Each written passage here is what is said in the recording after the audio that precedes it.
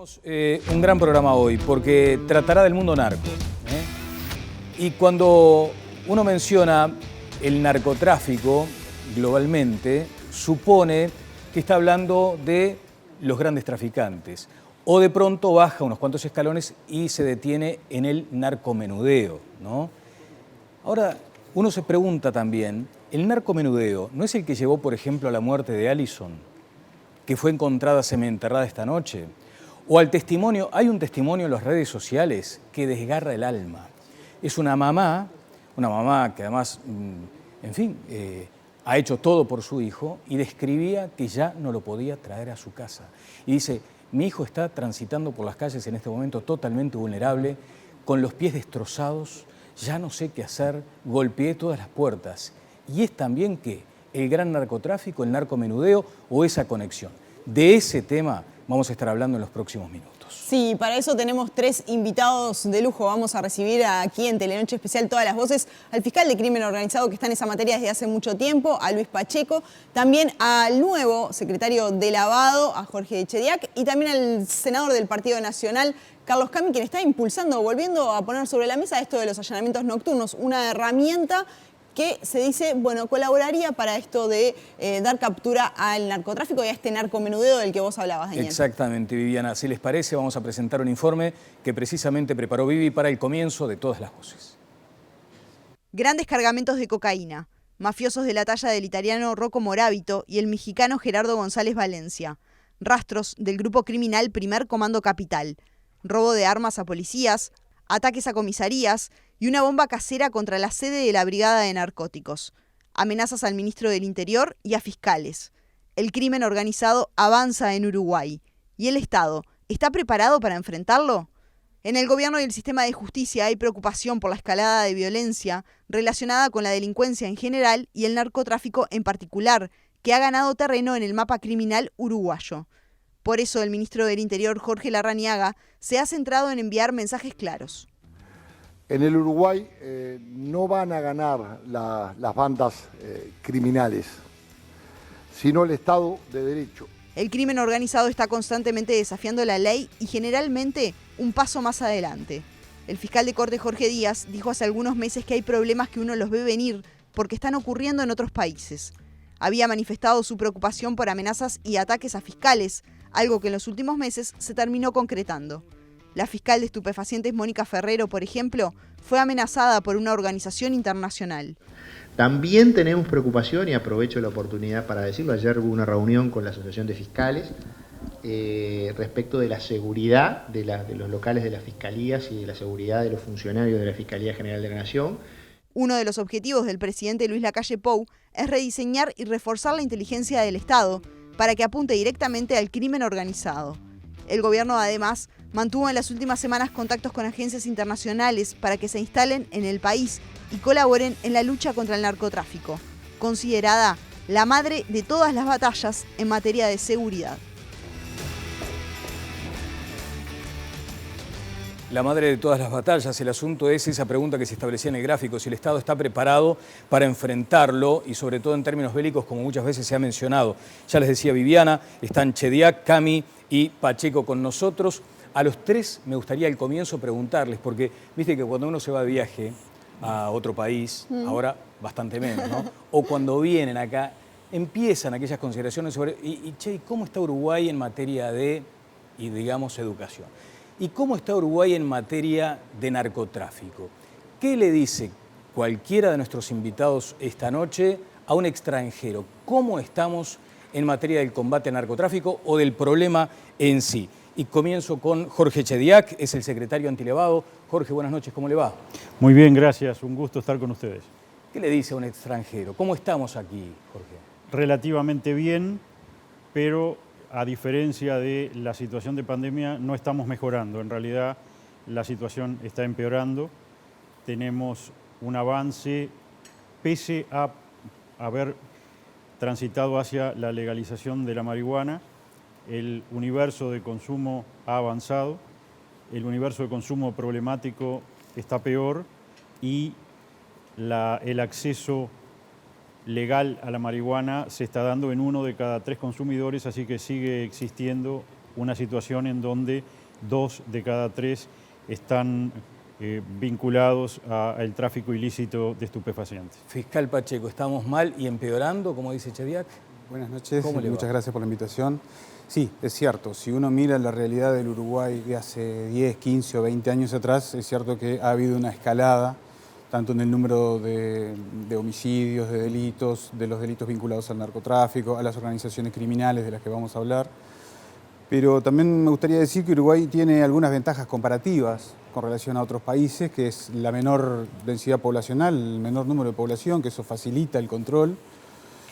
Y el Estado no tiene zonas, no existen en Uruguay zonas grises, zonas donde el Estado no llegue, como sucede en otros países. Me resisto a decir que todavía no los tiene. Digo, es una situación que uno espera que no llegue nunca a Uruguay, que no existan nunca zonas donde el Estado no llegue. Uruguay, ¿la autoridad llega a todos lados, fiscal? Sí, hay algunos barrios con alguna situación un poquito más complicada, todos sabemos cuáles son, pero en general, en líneas generales, no hay territorio del Estado que esté fuera del control de las autoridades. Y la última ventaja comparativa que me gustaría señalar es una menor corrupción relativa de sus funcionarios. El crimen organizado se nutre y necesita, en la gran mayoría de los países, de la complicidad o de la coautoría de algún funcionario público. Uruguay ha tenido algunos ejemplos de los que podemos hablar, pero en términos relativos y en comparación con otros países, no lo decimos nosotros, lo dice, por ejemplo, organizaciones como Transparencia Internacional, Uruguay tiene el menor índice de corrupción de la región. Senador Cami. Creo que estamos mal y que coincido que estamos peor. Estos días particularmente he estado estudiando el tema del narcotráfico a propósito de estudiar precisamente, impulsar algunas iniciativas legislativas con el propósito de revertir esta situación. Me he encontrado, por ejemplo, con algunas noticias que alarman. Yo traje aquí, si lo puedo mostrar, una declaración que la importancia la señala que el fiscal general es quien dice que no hay un plan de combate al narcotráfico desde el año 2009. 10 años es mucha ventaja al narcotráfico. Y hoy entonces estamos en una situación donde notoriamente la droga está vinculada directamente, a mi juicio, a la espiral de violencia y de criminalidad. Por tanto, mi opinión, notoriamente y convencida, es de que estamos peor. Ahora, ante este escenario en el que los tres coinciden de que estamos peor, y teniendo en cuenta que en el último tiempo se dieron algunos hechos nuevos, ¿no? El ministro del Interior está amenazado, fiscales que están en áreas muy sensibles, como la fiscal Mónica Ferrero, amenazada por una banda criminal, testigos protegidos también que han sido amenazados. ¿El Estado está preparado para protegerlos? Pacheco, usted que está en esta rama desde hace mucho tiempo. Sí, yo no diría que son hechos nuevos, porque amenazas a fiscales y a colegas jueces han habido ya desde hace varios años. De manera que no es una novedad. Amenazas al ex ministro Bonomi también de parte de un narcotraficante, también todos lo recordamos, hace unos años. De manera, obviamente que es una situación preocupante, no es agradable para ninguno de los operadores. No es que seamos héroes, que vamos a seguir trabajando y dando la vida, pero bueno, es real que la señora fiscal de estupefacientes ha recibido amenazas concretas y ha seguido trabajando, ni siquiera ha pedido licencia. Es lo que uno espera de los funcionarios públicos. Estamos expuestos a este tipo de situaciones. También ningún Estado quiere fiscales asustados, ¿no? Porque eso influye en el sistema y en las investigaciones, por supuesto, más allá de que a nadie le gusta trabajar amenazado, ¿no? Pero a nivel Estado eso también es un problema. Sí, obviamente. Por supuesto, además nadie está obligado a seguir trabajando. Uno puede pedir licencia o cambio de destino, claro, o renuncia. Sí, de hecho, un poco en línea con lo que acabas de decir, Viviana, de que a ningún Estado le conviene tener a fiscales con miedo. En este preciso momento, la fiscal Mónica Ferrero está trabajando en una incautación que se dio esta tarde. Tiene que ver, hasta donde sabe en este momento todas las voces, con aquel caso de la hermana de Ricardito, que tenía aquellas bocas y que muchas veces se manejaba desde la cárcel.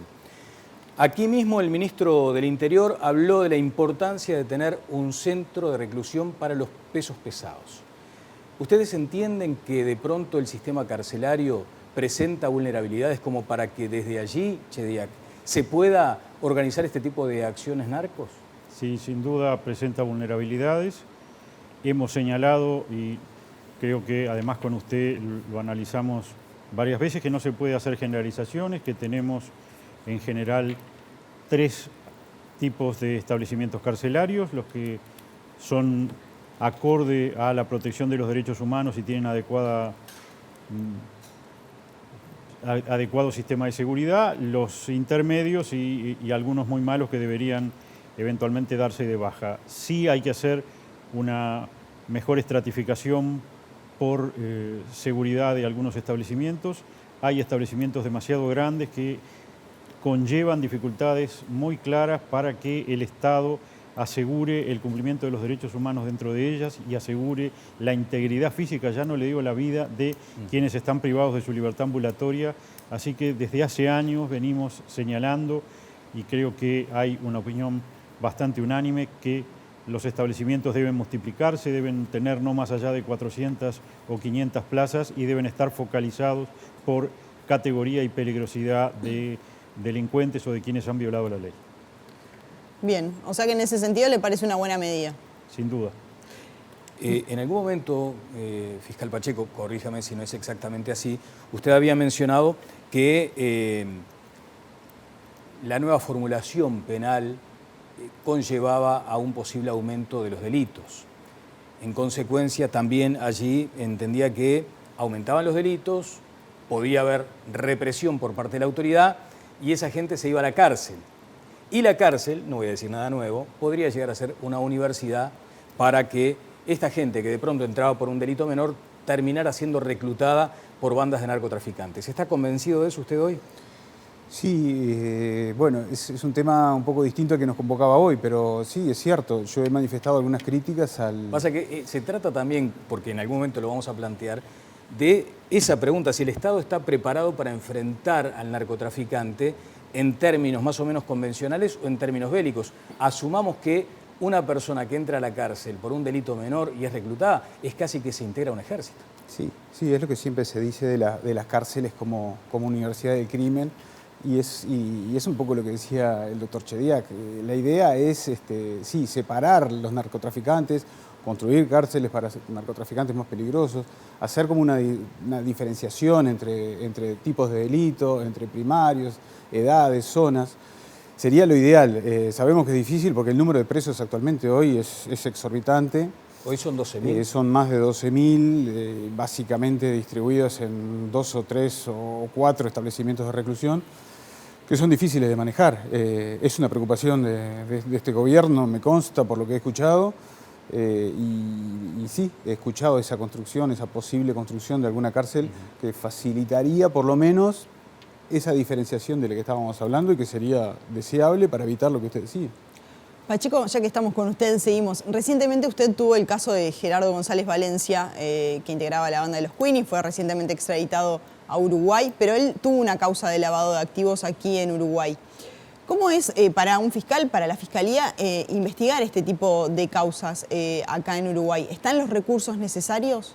Porque sí, el lavado de activos claramente también está vinculado a todo este tema, ¿no? Sobre todo de las grandes organizaciones. Sí, es algo que hay que destacar. Uruguay cuenta, por lo menos los organismos con funciones de investigación, antes era el Poder Judicial, hoy lo es la Fiscalía, cuentan con el asesoramiento, no solamente con el auxilio del Ministerio del Interior, de la Prefectura Nacional Naval, de la Policía Aeronáutica, que son los organismos encargados de auxiliar a la Fiscalía hoy en día en la investigación, pero en este tipo de delitos contamos con el asesoramiento, por ejemplo, de la Secretaría Antilavado de Activos, que hoy preside el doctor Chediak, de la Unidad de Información y Análisis Financiero del Banco Central, de la Dirección General Impositivo, de la Impositiva, del Banco de Previsión Social, Dirección de Registros. O sea, uno puede acudir a todos los organismos públicos, incluso está en la ley que todos los organismos públicos deben auxiliar y prestar su asesoramiento a la Fiscalía o antes al Poder Judicial, hoy a la Fiscalía.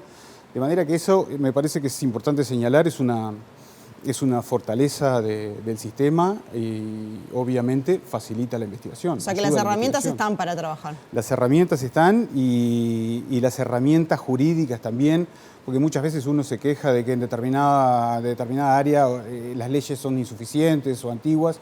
En estas materias de las que estamos hablando, las leyes están actualizadas, o sea, hay una ley de drogas que es vieja, que es del año 74, pero que ha sido actualizada.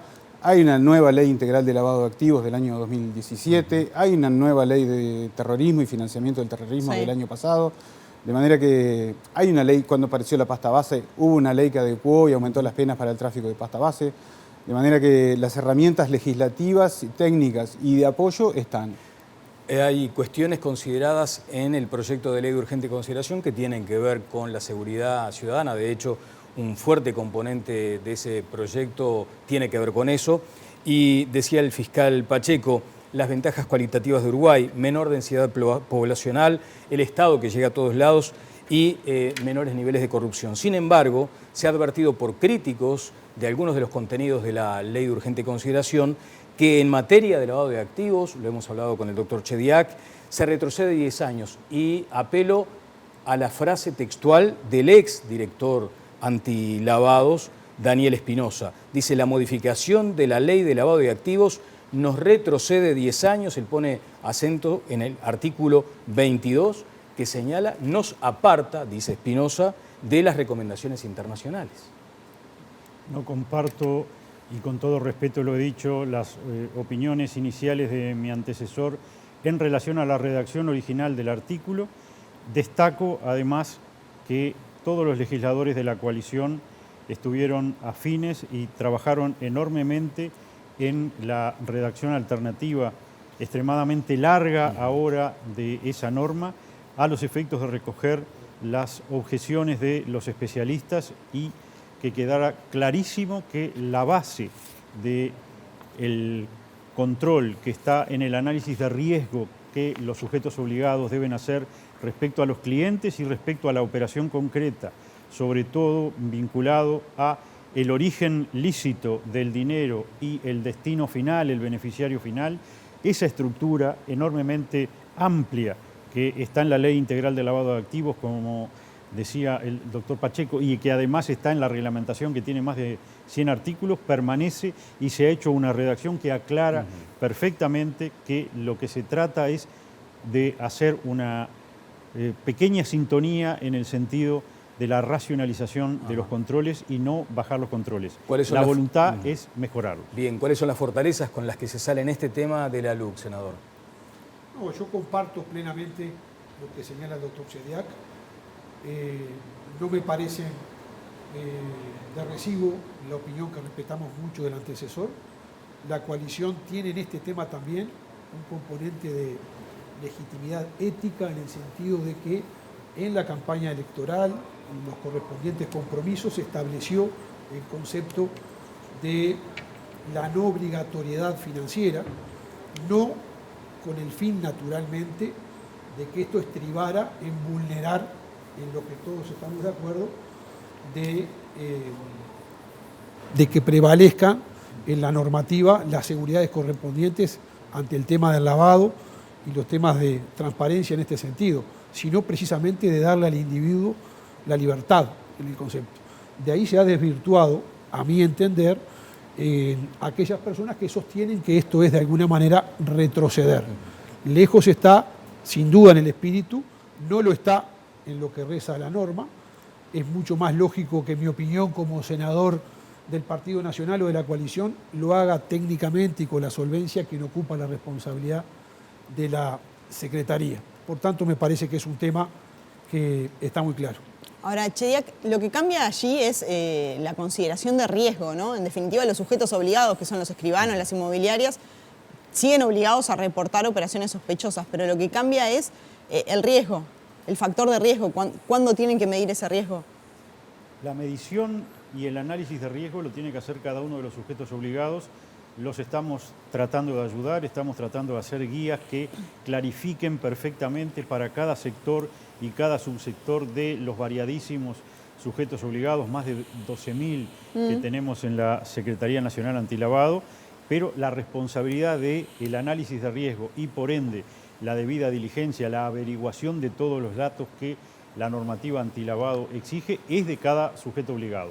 ¿Qué es lo que se cambia en ese análisis de riesgo que depende de una cantidad de factores? Bueno, se incorpora como una presunción simple de riesgo menor y por ende habilitante del menor nivel de exigencia de la debida diligencia el que los medios de pago se hagan a través del sistema financiero. ¿Por qué? Porque básicamente hay un control muy grande y una normativa muy importante del sistema financiero y del Banco Central del Uruguay en esa situación.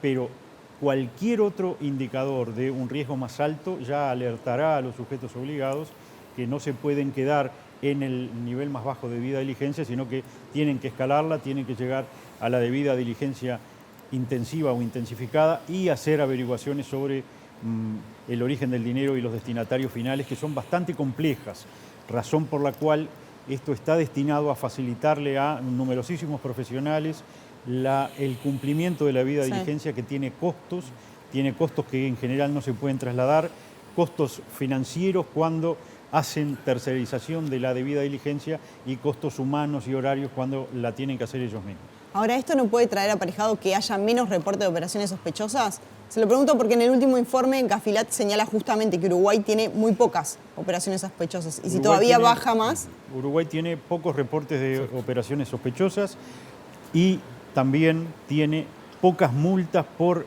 apartarse los sujetos obligados de los deberes de debida diligencia que les impone toda la reglamentación integral contra el lavado de activos. Ahora, eso está muy vinculado a la realidad del Uruguay. Nosotros ¿no hay recursos para hacer esa fiscalización? Los recursos están. Nosotros lo que hemos señalado es que, bueno, básicamente comparado al nivel de esta pandemia que ha estado omnipresente ahora, Uruguay tiene un número acotado de positivos, haga pocos exámenes o haga muchos exámenes, porque, bueno, básicamente no está el virus circulando en cantidades manifiestas o importantes. Y en el caso, nosotros lo que hemos detectado es que hay pocos reportes de operaciones sospechosas porque hay pocas operaciones sospechosas reportables y hay pocas multas porque en los colectivos de profesionales y en los colectivos, por ejemplo, de usuarios de zona franca, casinos, etcétera, hay un comportamiento ético importante y Uruguay sigue siendo esta democracia sólida, integral, que en general ha sido siempre y no está parificada a otro tipo de países. Entonces, esos números pequeños están adecuados a la realidad del Uruguay. Ahora, también, Chediak, se nos pasó un Balcedo, se nos pasó un Gerardo González Valencia, con gente con muchos recursos y nunca los detectamos. Sin duda, ¿no? Eso es cierto. Están esos recursos en la mira de la justicia. Por supuesto, la primera respuesta de cátedra va a ser que se hizo con la normativa anterior, que se hizo con la normativa 2010, y es cierto lo que dice el doctor Pacheco, que bueno, tenemos normativa muy nueva en el año 2017 y mucho más acorde a las recomendaciones internacionales, a Gafilat y Gafi, Grupo de Acción Financiera Latinoamericano y el Grupo de Acción Financiera Internacional. Sí, ahora, este tipo de situaciones excepcionales siempre va a seguir pasando. Lo que tenemos que mantener es un nivel de controles suficientes para evitar que estas situaciones se multipliquen. Y vuelvo a señalar, de los primeros sorprendidos, porque lo recuerdo hasta el día de hoy, del caso Balcedo, estando yo todavía en la Corte, fui yo. Fiscal, muchas veces en el imaginario está aquello de que somos un país de tránsito, que acá no pasan grandes cosas, en fin. Sin embargo, ya hay desde hace bastante tiempo la sensación de que se está produciendo droga aquí en Uruguay. Más allá de que se está acopiando, se está produciendo. Las investigaciones fiscales van en esa dirección. ¿Y cuál es además el elemento que modifica el escenario, naturalmente, ¿no? Sí, tradicionalmente Uruguay fue visto como un país de tránsito, no tanto de consumo. Lo que uno ve actualmente es que ha habido notoriamente un aumento de la demanda interna.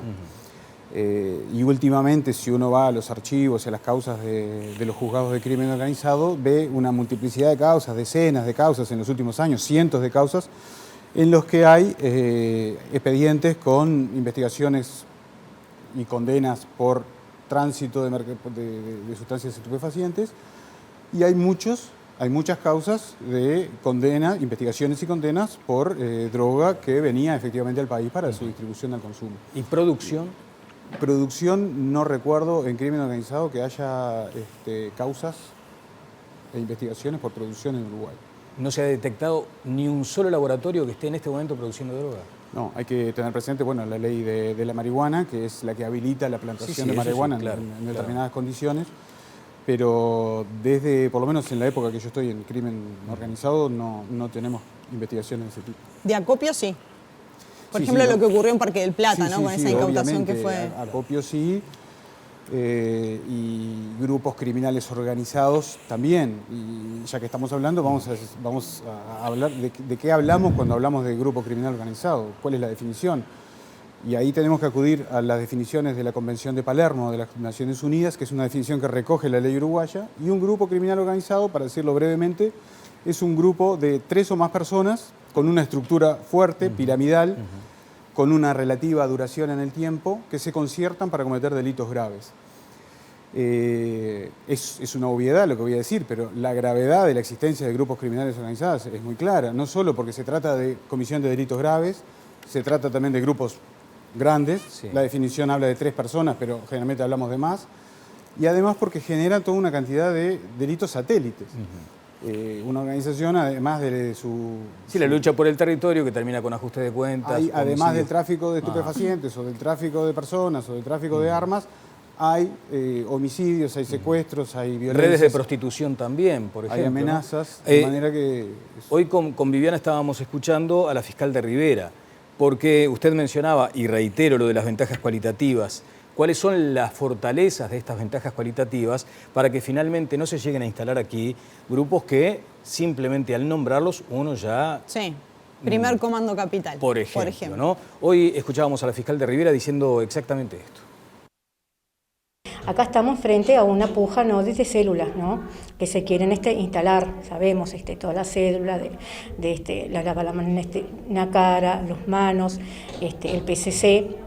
Entonces se quieren instalar, bueno, en Rivera, están luchando por la supremacía y bueno, y están sacando del camino, están quitando, como podemos decir, a personas que quieren instalarse en ello y ellos sacar a esas personas que trabajan, digamos, para la competencia. Y así fue que ustedes, bueno, ya está de público conocimiento. Una lucha de bando. Es una lucha de bando y de células por instalarse que arrancó en enero y bueno, y han habido varios homicidios que son más bien ejecuciones, ¿no? Se quieren instalar y hay una fracción que ya están instaladas en Rivera. Ustedes saben que todo lo que ha habido, las tentativas de homicidio, disparando a las viviendas, los incendios, sabemos que esto arrancó en enero y por ahora, bueno, y esto se ve que va a seguir porque estamos teniendo casi toda la semana una persona ejecutada, ¿no? Ha aumentado sin dudas la violencia también, sí, ¿no? Es impresionante. La violencia acá en Rivera, o sea, es algo que todo el mundo disparan o bueno, andan con armas, como quien anda con un celular, por decir algo, sí, ha aumentado muchísimo.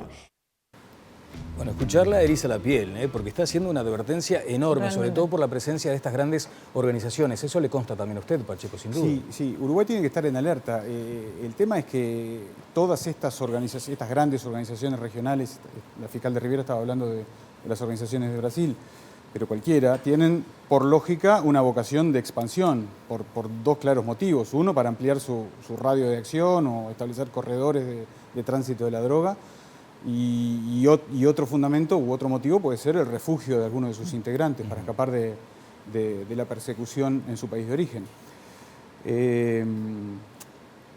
Todo comportamiento delictivo tiene un margen de imprevisibilidad y de imponderabilidad, de manera que sí, es cierto, y sobre todo en zona de frontera, lo que decía la fiscal de Rivera es preocupante, y Uruguay tiene que estar alerta, eso es lo que podemos decir, teniendo en cuenta esa imprevisibilidad también de la conducta delictiva. ¿Y cómo se logra que un grupo criminal así no se instale en el país? Bueno, ahí hacemos jugar otra vez esas ventajas comparativas de las que yo hablaba, ¿no? Es un país mucho más chico, las ciudades del interior son aún más chicas y todos sabemos que los índices delictivos en las ciudades más chicas son menores.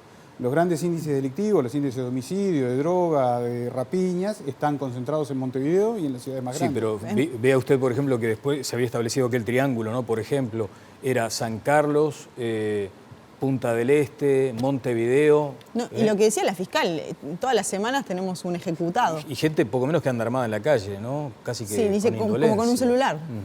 Sí, es la preocupación. El aumento de homicidios en Uruguay llamándolo como delitos satélites de esos enfrentamientos entre bandas delictivas, es muy claro. Desde el año 2012, que pegó un salto el número de homicidios, Uruguay siempre tuvo una media de 200 homicidios anuales aproximadamente, esa fue la media uruguaya. Pasamos a 267 en el 2012 y de allí ya no hemos podido bajar, y últimamente, en los últimos años, hemos llegado a los 400. De ese total de 400 homicidios anuales, la mitad aproximadamente, el promedio es variable año a año, pero aproximadamente la mitad responde, no los voy a denominar ajuste de cuenta porque es una expresión que ha sido un poco... Sí, pero se los ha identificado un poco pero así. llamémosle enfrentamientos entre bandas criminales. De manera que tenemos un número altísimo de 200 homicidios anuales. La fiscal de Rivera hablaba también de ejecuciones casi todos los días. Es más que preocupante. Cami. Yo creo, con franqueza lo digo, que estamos ante una situación realmente crítica. El Uruguay tenía en el 2015, en febrero, tomé un mes concreto, 7.261 personas privadas de libertad. En febrero del 2020, 11.811. Y en este embate que ha hecho el Ministerio del Interior en combatir notoriamente, de forma objetiva, lo digo, el ministro Larrañaga está combatiendo diariamente, y lo vemos en los informativos, los resultados, bocas de expendio de droga. Se ha ingresado a las cárceles con resultados alarmantes en las requisas de cortes, de drogas, de celulares. Entonces, yo me planteo, en un país que pasa en 15 años de tener 9.142, cerrar un año, 9.142 delitos de rapiña, y hoy tiene 30.650 delitos de rapiña. O como señalaba el doctor Pacheco, un promedio histórico de 200 homicidios y cierra con 391 el año pasado.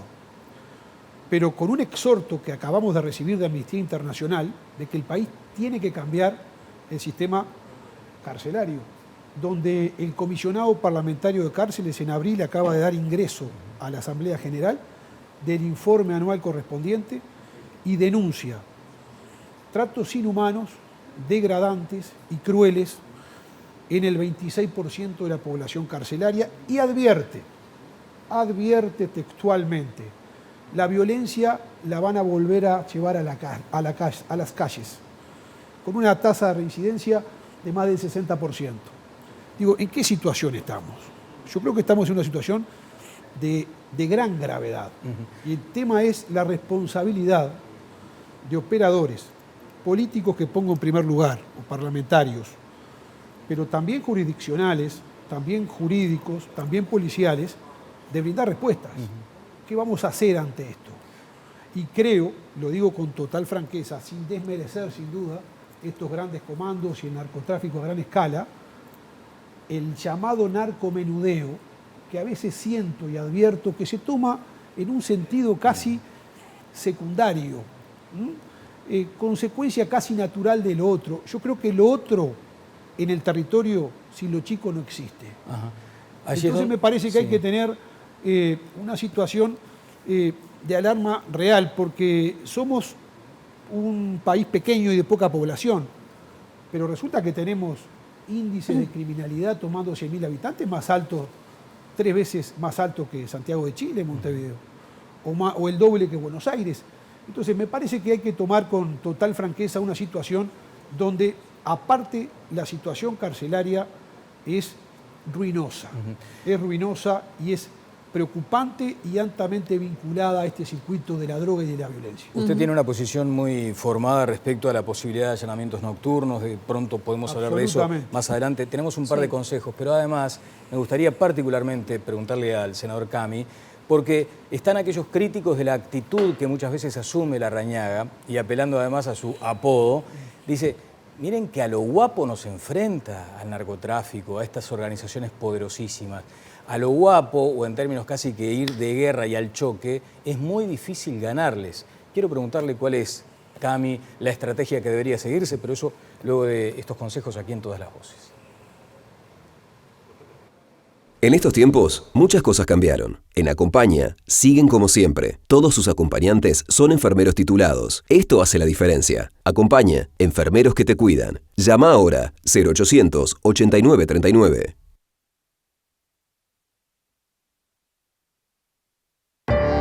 Viví el puesto. Viví Uruguay. Gastronomía, estilo y tradición en uno de los lugares más lindos de Carrasco. El Puesto, la parrilla tradicional de Montevideo. Bueno, después está el tema de los recursos, ¿no? Dice una televidente, el despilfarro, dice que hubo, por ejemplo, y que se advierte en el MIDES, los contratos onerosos, que no se ven resultados, los millones a ONG, no podría haberse aplicado de pronto a la lucha contra el narcotráfico. Pero Cami, quedó esa pregunta pendiente, Viviana, y tiene que ver con la estrategia, el estilo, la forma de enfrentar a gente que no son bebés de pecho, ¿no? Yo no voy a ni adjetivar, ni siquiera dirigir una calificación de orden personal a quienes anteriormente fueron autoridades del Ministerio del Interior, porque sería una ofensa gratuita que no se corresponde. Lo que sí digo y comparo, que por lo menos la actitud no debe de ser la de 15 años, que yo no digo que haya registrado pasividad, juzgo los resultados, ¿no? Notoriamente aumentamos las cárceles, tenemos en las condiciones que tenemos denunciadas internacionalmente las cárceles, tenemos los delitos más violentos con el triple de la rapiña o el doble de la media histórica en los asesinatos. Se nos escapó Moravito, que está siendo investigado de una manera que, a ver, creo que el temple de la Rañaga, la connotación del apodo, en todo caso, es una persona de enorme ejecutividad, con una vasta experiencia. A mi juicio fue en 20 años el principal senador que tuvo la República, si hago el hilo conductor de su actuación y sus méritos. Fue un intendente desde temprana edad que le define esa condición y carácter ejecutivo y ha demostrado en poco más de 60 días una disposición que no es más que asumir con responsabilidad el rol de un gobierno que definió central el tema de combatir el narcotráfico y el delito. Combatirlo, bien claro. Es más, ponerse del lado de la víctima y no explicar tanto el delito. En eso estamos con una gran convicción y yo tengo, por supuesto, una gran confianza. Pero usted en no la descarta, Rañaga y su equipo. bien, no descarta ir a la guerra contra el narcotráfico. Yo soy cuidadoso, Daniel, de los adjetivos. Lo que no descarto es que se van a utilizar todos los mecanismos pertinentes en el marco de la Constitución y la ley en el objetivo de cuidar a la gente. Estaba de esa manera incluso escrito en el programa, cuidar a la gente, el concepto de seguridad humana, que es mayor que el de seguridad pública, y para eso tenemos avidez porque se traten y se consideren en el sistema político herramientas que entendemos son necesarias, como por ejemplo la habilitación del allanamiento nocturno, que prácticamente es una norma de una rigidez y de una falta de consideración del tiempo que vivimos y que estamos diagnosticando, que lo muestra solamente si lo analizamos en el derecho comparado, que solamente Uruguay y Portugal lo tienen establecido de esta forma tan rígida en la propia Constitución de la República. Bueno, ¿y cómo se compadece eso del hogar es un sagrado inviolable?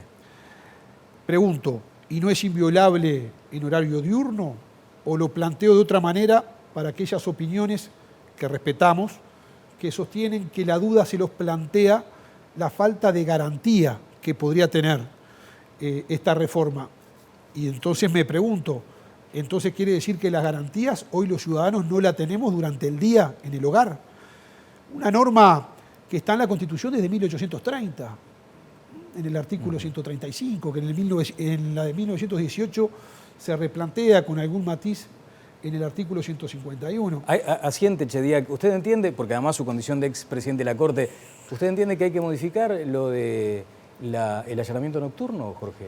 Estaba señalando la total corrección de lo que señala el senador. Pero la pregunta... Nos acompaña desde la Constitución de 1830 esta prohibición de ingreso nocturno salvo autorización a los hogares, y además no admite, lo hemos dicho en reiteradas oportunidades, ningún tipo de interpretación.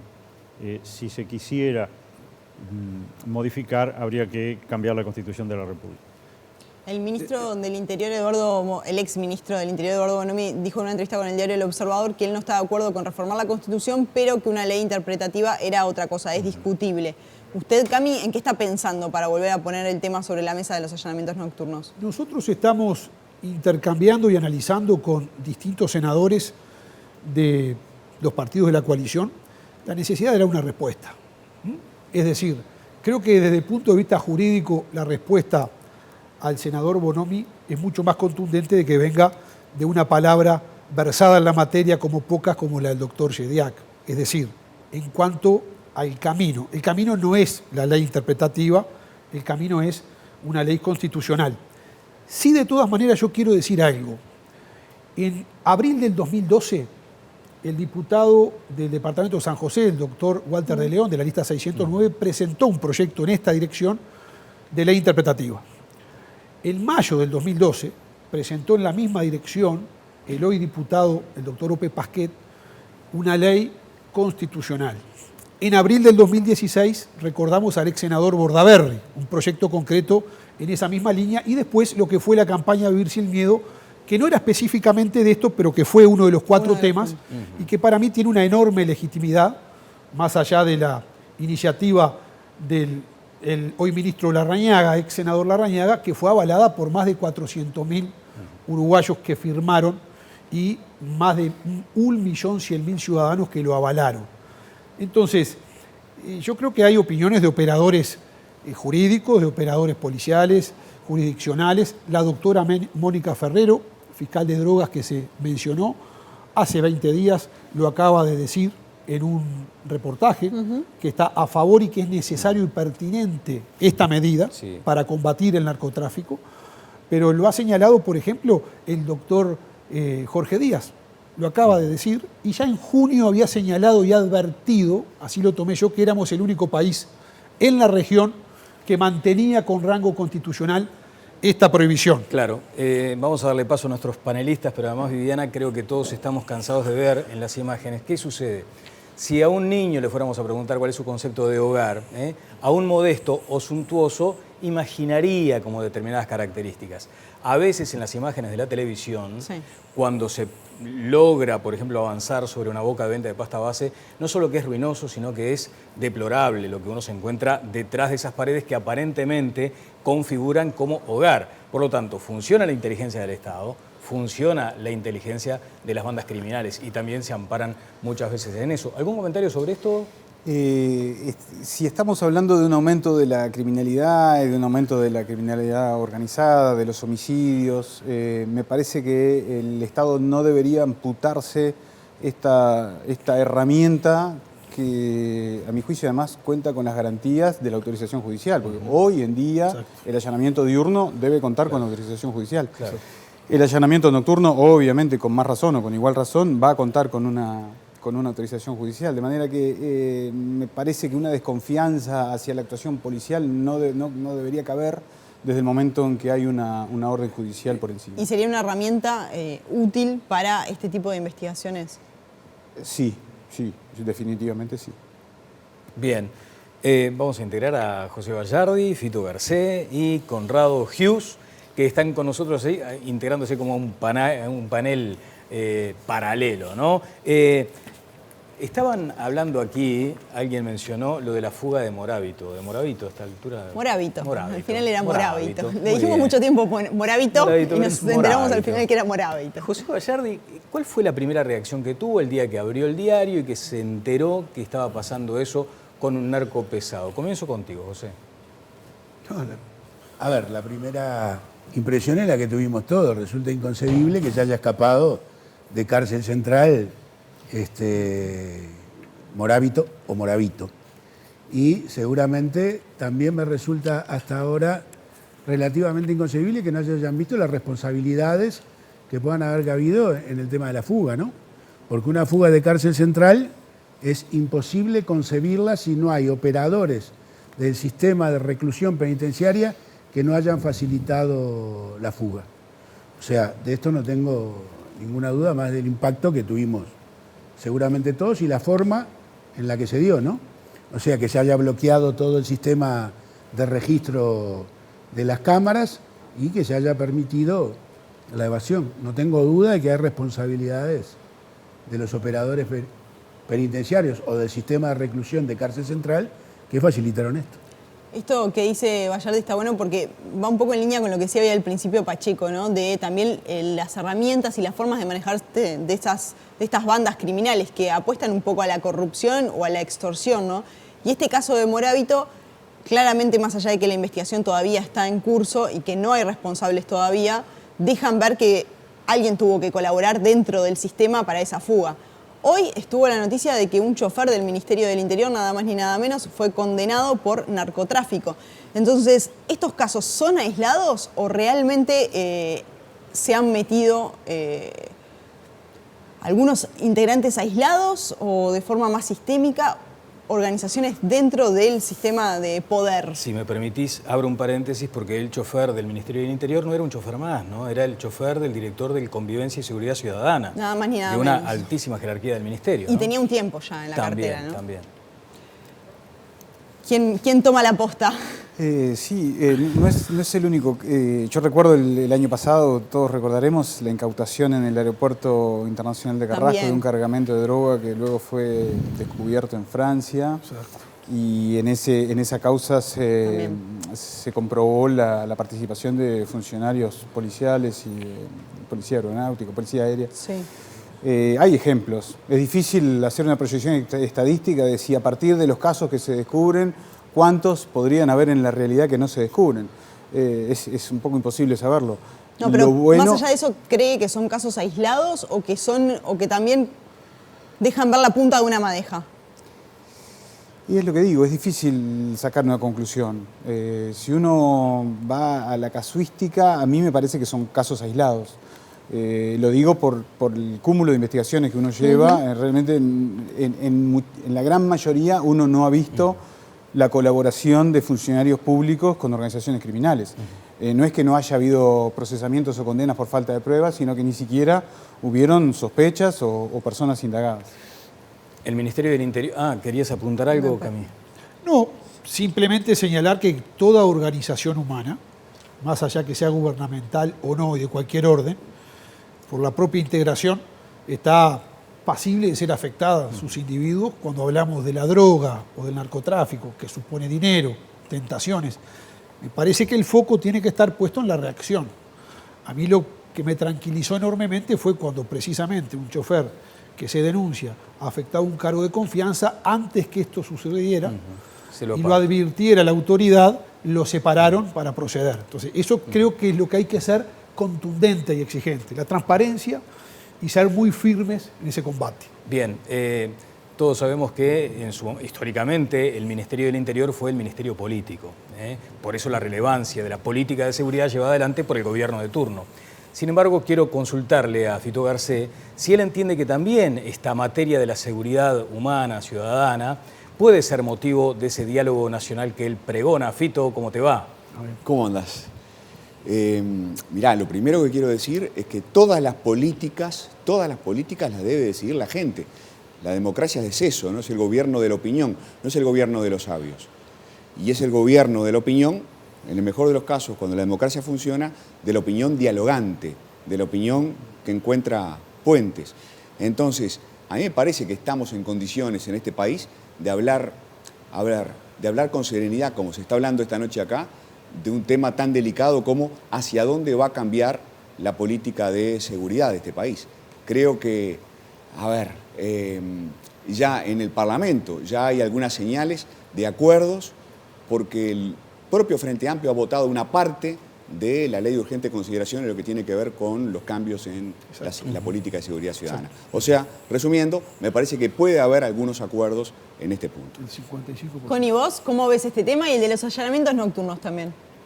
A ver, yo lo que quisiera es hacer una reflexión general sobre de qué estamos hablando. Fíjense, el doctor Pacheco nos refería de la Convención de Palermo, que es un acuerdo de las Naciones Unidas para el combate del crimen organizado. De todos los crímenes organizados, el único del que hemos hablado esta noche, único, es la droga. El más absurdo de los delitos, cuyo origen se remonta a 1911, proceso de los Estados Unidos en donde un obispo de Manila, norteamericano, da manija y termina los Estados Unidos poniendo prohibición de las drogas y prohibición del alcohol. La prohibición del alcohol se terminó antes de 20 años y el mundo hoy, nadie mata a otro para conseguir un litro de whisky. Tampoco lo hace por el tabaco, a pesar de la campaña del doctor Vázquez. Sin embargo, un delito que, como dice el doctor Pacheco, en el Uruguay se creó por el Consejo de Estado en 1974, quiere decir que hasta el año 74, con total tranquilidad te fajabas porque nadie te iba a decir nada. Y así fue en todo el siglo XIX y en los 39 siglos anteriores. Lo que hay que hacer es hacer desaparecer la delincuencia de la droga, y eso solo se hace con la legalización, control y supervisión, como el alcohol, los frankfurters y el pan con grasa. Pero eso no lo logró nadie, Connie. No lo logró nadie en Estados Unidos. No, pero está ¿qué me importa si se logró o no se logró? ¿Pero cuál es la receta? Si la humanidad que se juntó en Palermo, en el lugar donde reinaba la Cosa Nostra, para hacer una convención mundial que fue ratificada por el Uruguay y recogida en su legislación positiva para combatir la corrupción, la trata de personas, la trata de mujeres, todas esas ni hablamos, ni una palabra. Y las cárceles, me encantaría que la cárcel estuviera lleno de tratantes de blancas, tratantes de humanos, vendedores de órganos y por supuesto corruptos. No obstante, hay media docena en todo el sistema carcelario, pero 7.000 tienen que ver con la droga. Terminemos con esta idiotez mundial. Y eso es un debate político. Ese es un debate político, efectivamente, y como sé de la sensibilidad de Conrado, cuando habla de un delito absurdo es con el debido respeto a las víctimas de esto que es una atrocidad planetaria. Pero básicamente lo que plantea Connie es legalizar las drogas, o sea, terminar con la prohibición. Chediak, su opinión sobre esto, que también después nos enfrentaríamos a lo otro, ¿no? Ser los únicos en tomar una decisión cuando el mundo va para otro lado. No estoy diciendo que lo hayas dicho. Ser los únicos sería virtualmente impracticable. Fíjese usted el tema que hemos tenido con Gafilat haciendo una pequeña modificación a una normativa basada en recomendaciones. En el caso de la lucha contra las drogas, tenemos tratados internacionales que nos vinculan con listados de las drogas que debemos perseguir y hasta fue costoso avanzar hacia la legalización parcial o controlada de la marihuana. Sí, por supuesto, tiene muchísimo que ver el problema del narcomenudeo, el problema de la droga con los aumentos de criminalidad que tenemos, dado que una de las tres vertientes importantes que sobre todo los consumidores problemáticos tienen de hacerse de dinero suficiente para financiar su vicio, está justamente en el delito por un lado y en la participación en los niveles bajos de las organizaciones de distribución de estupefacientes. Así que sí es un problema.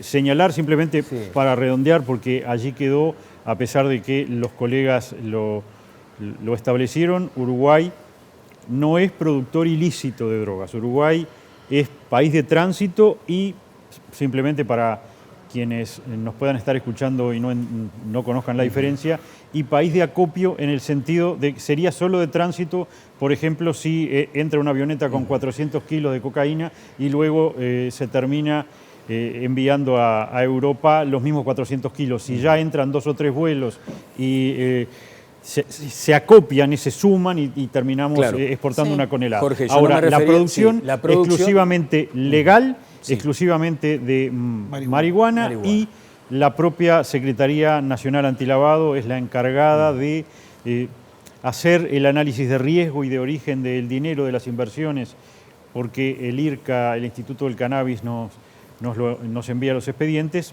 para asegurarnos que esas inversiones en producción de cannabis son de origen legal y no de origen ilícito. Pero no me refería naturalmente a eso, estaba imaginando, por ejemplo, laboratorios al mejor estilo Breaking Bad, por ejemplo, ¿no? O sea, la sensación de que eventualmente no hay pruebas pero podría estar generándose ese tipo pequeño laboratorio, de ¿no? laboratorios también. Simplemente le complemento, no tenemos... no tengo evidencias empíricas de que eso esté sucediendo. La preocupación probablemente sea a través de un mayor control de las plantaciones de cannabis, de los clubes de cannabis, de los plantadores individuales, porque el riesgo de toda esta legalización controlada es la posibilidad de que exista sobreproducción, es decir, de que se esté autorizando determinados niveles de producción y, bueno, en los hechos se pueda estar sobreproduciendo. Ajá. Sobre esto de la legalización controlada quería hablar Bayardi. Sí, yo comparto totalmente y aclaro, porque creo que ese es el punto con el que Connie debemos estar más de acuerdo. Y cuando hablo del tema de la legalización, estamos hablando de la regulación a nivel global, porque después hay alguno que en realidad la neurona le da para tuitear poco en Twitter y terminan diciendo pavadas como que uno está planteando que podemos legalizar la cocaína solo acá. No, yo lo que digo es que la guerra contra las drogas fracasó, pero hay que asumir que fracasó. Le declara la guerra contra las drogas Calderón en México, en el año 2006. En el gobierno de Calderón, 60.000 muertos en México por las drogas. 60.000. Y yo ya he contado que en realidad participé con académicos mexicanos y uno decía, bueno, vamos a dejarlos pasar desde Guatemala a la frontera norte y les garantizamos el tráfico. Y el otro decía, no vas a solucionar nada, porque lo que pelean es por el control del territorio para quien domina el paso. Y han corrompido, y lo digo esto con respeto y con el cariño que le tengo a los mexicanos, la estructura del Estado mexicano. Entonces, si no asumimos a nivel global que la guerra contra la droga se perdió, pero se perdió acá, se perdió en los Estados Unidos, que gastan 700.000 millones de dólares en materia de seguridad, se perdió en Alemania, se perdió en todos lados, se perdió en China, que en realidad si lo agarran en el narcotráfico le cobran a la familia la bala con la que le meten en la cabeza cuando lo castigan y se perdió. Entonces hay una discusión que yo creo que queda ahí, que comparto lo que dice Conrado, que no lo estamos planteando para el Uruguay, sería subestimar, no es que me sobre inteligencia, pero subestimarme, pensar que eso lo podría hacer acá. Quiero la opinión del fiscal de crimen organizado, Luis Pacheco.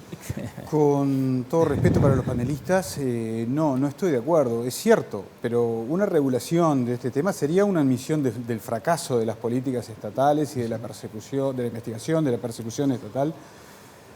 No es un buen mensaje para los que hoy vamos a incluirnos los fiscales, las fuerzas de seguridad, estamos combatiendo el narcotráfico en el entendido de que estaríamos combatiendo algo que hoy es delito, pero que mañana podría ser regulado o dejar de ser parcialmente delito.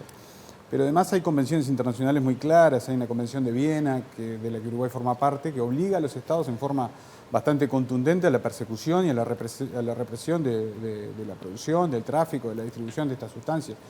De manera que Uruguay debería retirarse de esas convenciones. ¿Cami? Yo estoy totalmente de acuerdo con lo que acaba de señalar el fiscal Pacheco. Pero permítanme insistir, más allá del valor filosófico que realmente es atrapante, bueno, a tal punto lo es y tan profundo el debate que en esa consideración de Connie involucra en estar de acuerdo al doctor Bayardi, ¿no? Por tanto, es un tema filosófico y no para tratar solamente en el país aislado de todo el planeta para considerar esto. Y está inspirado en la libertad, por lo cual me parece que es válido reconocer ese valor. Ahora, yo quiero aterrizar más acá. Es decir, en el 2012, hay un reportaje del 17 de abril del 2012 en un medio nacional muy escuchado, del ex, en ese momento, director de represión al tráfico ilícito de drogas, después jefe de la Policía Nacional, el inspector general Guarteche, en dirección a solicitar el allanamiento nocturno. ¿Por qué? Porque era una herramienta eficaz para la policía y particularmente focalizada el combate de las llamadas bocas de venta de drogas. En octubre del pasado año, el ex director del tráfico, de la represión al tráfico ilícito de drogas, el comisario general Carlos Nario, en la misma dirección dio su opinión. Si bien es verdad que el senador Bonomi, en todo caso, aparentemente estaría en contra de la herramienta, si tiene que ser ley interpretativa, que es contundente que no, solamente ley de reforma constitucional, admitamos que el expresidente Mujica, en más de una oportunidad, ha dicho con claridad: a la droga hay que entrarle en el hogar de noche, de madrugada o a cualquier hora. Por tanto, yo estoy advirtiendo, y me preocupa, lo digo con claridad, un grado de consenso en esta herramienta puntual que la pide la policía, los profesionales de la policía, la piden operadores jurisdiccionales. Hay una transversabilidad en todo el sistema político notoria, de proyectos de ley interpretativas, de proyectos de ley constitucionales. En el 2006, en el gobierno del doctor Vázquez, hay una propuesta de reforma del Código de Procedimiento Policial que en el artículo 136 estriba en interpretar a partir del artículo 7 de la Constitución la posibilidad de ingresar en horario nocturno a los hogares. Por tanto, creo que me pregunto, ¿qué vamos a hacer cuando las cárceles están como están, cuando es notoria la vinculación con el crimen de la droga y donde, más allá de la opinión muy legítima que tengamos, se pagan muertes, se pagan inseguridad? Y les voy a decir más, permítanme, porque yo soy del interior, viajo todos los días a Montevideo, voy a hablar de algo que conozco. Miren que las llamadas ciudades chicas, me hago cargo del término, en mi condición de senador de la República, están crecientemente azotadas por la boca de pasta base. Pregunten en la ciudad de Libertad, acá a 50 kilómetros. Ni hablemos en el cinturón metropolitano.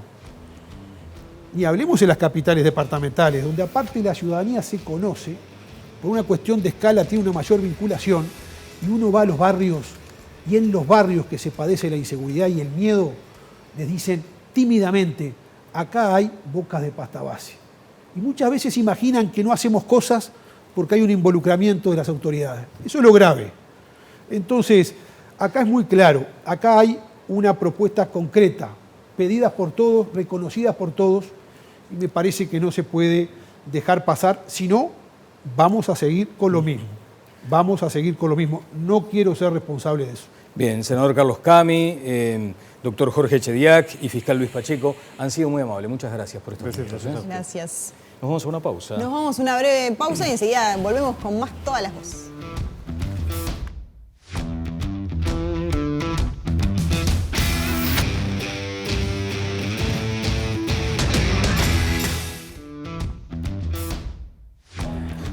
Ya con el adjetivo de Connie podríamos dar por cerrado esta edición de Todas las Voces, porque ahora, Viviana, vamos a abarcar un asunto que también estuvo en debate, que generó mucha polémica, tiene que ver con el tapabocas de algunos docentes de secundaria con el no a la LUC. Exacto, sí, generó polémica en las últimas horas, las autoridades de secundaria hablaron también y bueno, y hay un debate allí instalado, si estos tapabocas violan o no violan la laicidad, ¿no? Que es lo que está en el fondo. Exactamente, bueno, ¿cuáles son las opiniones de nuestros queridísimos Conrado? No sé si la de Connie Fito, ya se escuchó José? cuando arrancó. Se escuchó la tuya, creo, Connie. ¿Qué opinas? No, a ver, a mí me hace gracia la ignorancia supina de estos caciques sindicales que se las tiran de constitucionalistas. Entonces, vi ayer en otro canal a un señor de apellido, no lo puedo recordar, pero que respondía a la condición de dirigente de la FENAP, es decir, porque ya me lo dijeron mis abogados que el artículo 57 y 58 que tienen que ver con el derecho de huelga nos habilita perfectamente. Entonces, este señor va y dice eso con total tranquilidad y entonces yo no tengo más remedio, porque no hay manera de leerle lo que dicen los artículos 57 y 58. Y es fundamental porque el 57 es simplemente un disparate, porque es el que tiene que ver con el derecho de huelga. ¿Qué tendrá que ver ponerse un cartel para opinar de política delante de sus alumnos con el derecho de huelga? Absolutamente nada que ver, así que el 57 no lo voy a citar. pero el 58 es clarísimo. Dice así: los funcionarios están al servicio de la nación y no de una fracción política. En los lugares y horas de trabajo queda prohibida toda actividad ajena a la función, reputándose ilícita la dirigida a fines de proselitismo de cualquier especie. Este señor no leyó la Constitución, le preguntó a los abogados le dijeron 57, 58, lo repitió en televisión. Es para matar. Bueno, se ve que fueron creativos ahí con eso de educar, no lucrar, ¿no? Claro, ahí está. Pero lo importante es el no ser ¿no? creativos Ya, en las máscaras. Fito. Sí, los docentes tenemos una enorme responsabilidad, Está bueno, porque vos, exacto, la responsabilidad estás hablando de tu condición de enseñar docente, a pensar. No vamos a las aulas, no debemos ir a las aulas a adoctrinar. Yo todos los años le digo a los estudiantes, miren, lo único que les voy a vender se llama democracia. Sépanlo, les voy a vender la democracia porque creo en eso. Creo en la democracia, creo en la libertad. Después, las teorías son discutibles, hasta la evidencia empírica es discutible, todo es discutible, ¿no? Entonces, los docentes de ninguna manera podemos traficar ideología, de ninguna manera podemos hacer proselitismo. Dicho esto, diré que con lo que no estoy de acuerdo, pero estoy dispuesto a que me convenzan, es con no permitirle a los estudiantes manifestar su opinión. Porque yo quiero estudiantes, porque la decisión de secundaria es que los docentes no puedan hacer proselitismo y que los estudiantes tampoco. Y yo, francamente, diría, yo quiero estudiantes que discutan de valores, que discutan de política en los liceos. Pero no es el docente el que promueve ese debate. Mirá, el docente porque debería... vos decís que querés enseñar a pensar. Yo lo que y de digo pronto es que viene el estudiante y te dice, a ver, ¿qué es esto, Fito, de educar, no lucrar? A ver, para que quede bien claro y no haya confusiones en las redes, ¿no? Como dice Pepe. Estoy de acuerdo con que los docentes no puedan usar el tapabocas, no a la LUC, y ningún otro, ¿no? Pero no me queda claro que los estudiantes no puedan, que los estudiantes no puedan manifestarse, que los estudiantes no puedan usar un tapabocas diciendo sí a la LUC o no a la LUC, porque yo quiero estudiantes que discutan con total libertad entre ellos y sin ser adoctrinados por sus mayores, por los profes, que quieras o no, somos Pero las ahora, autoridades. el tapaboca es discutir, y discutir discutir en el ámbito amplio del término, no porque están adoctrinados o porque están con alguien que le está bajando línea. El tapabocas es manifestar una opinión, el docente no debe manifestar una opinión, creo yo, salvo esta que yo hago en la Universidad de la República. Miren, yo creo en la democracia, todo lo demás es discutible, Pero los estudiantes de secundaria, ¿por qué no pueden discutir entre ellos, incluso usar tapabocas, incluso dentro de los colegios? ¿José? Estoy dispuesto a que me convenzan. No, estamos discutiendo si viola o no viola la laicidad. Y estamos discutiendo si el tapaboca o no. Si hay una resolución gremial en que todos fueran a entrar con una camiseta que diga no a la LUC, ¿está bien? Yo creo que no estaría violando la laicidad. ¿Está bien? En todo caso, si hubiera que discutir sobre el tema de fondo y ahí sesgara la interpretación, dando una interpretación sola y no abriendo el espinel de las eventuales interpretaciones que hubiera, entonces se podría incurrir. O sea, José, vos entendés que puede entrar un docente con un no a la LUC y si otro hay una con sí, resolución y otro con sí de a un la LUC. gremio en que diga, ¿está bien? Sí. Que entra con una camiseta, saquemos el tapaboca que es pintoresco por Está las bien, circunstancias, sí. ¿no? En realidad que entraría con un cartel. Pero que yo, fuera... docente a favor de la LUC, ¿puedo entrar con una camiseta que diga sí a la LUC? Sí, por supuesto. Sí, y no viola la laicidad. Por supuesto. En realidad, si hubiera una resolución y la está cumpliendo, no viola la laicidad. La laicidad la violaría si a la hora de hablar sobre la ley de urgente consideración, ¿está bien?, diera solo una interpretación o sesgara solo una interpretación y no abriera el abanico de la eventualidad de explicación. Acá claramente está sesgado, ¿no? Dice no. Sí, Connie, estamos cerrando. Digo, yo no tengo que repetir lo que es las cosas que un funcionario público no puede hacer. Y las que no puede hacer un funcionario público no lo puede hacer un docente público. Por lo tanto, de ninguna manera está habilitado, por supuesto que puede analizar las sesiones del Senado y dedicar 3 clases al debate de la LUC. Lo que de ninguna manera puede hacer es inducir a través de sus puntos de vista en manifestar el suyo y pretender desde la función docente, que no es de función entre pares, transmitirle lo que se llama el adoctrinamiento. Por favor, además, no es un invento nuevo, es viejísimo. Digamos, está lleno de gente que quiere comentar cosas poniéndose camisetas, por supuesto, pero yo lamento mucho, si soy el director del liceo y uno trae la camiseta con el Che Guevara, le digo, lamento muchísimo. ¿Y si trae con Aparicio? También, por gracias, supuesto. Connie, gracias, Connie, gracias, Fito, Claro, y gracias, José Vallardo. Bien, muchas gracias, nos estamos yendo. Nos estamos yendo, será hasta el próximo lunes. Que pasen bien.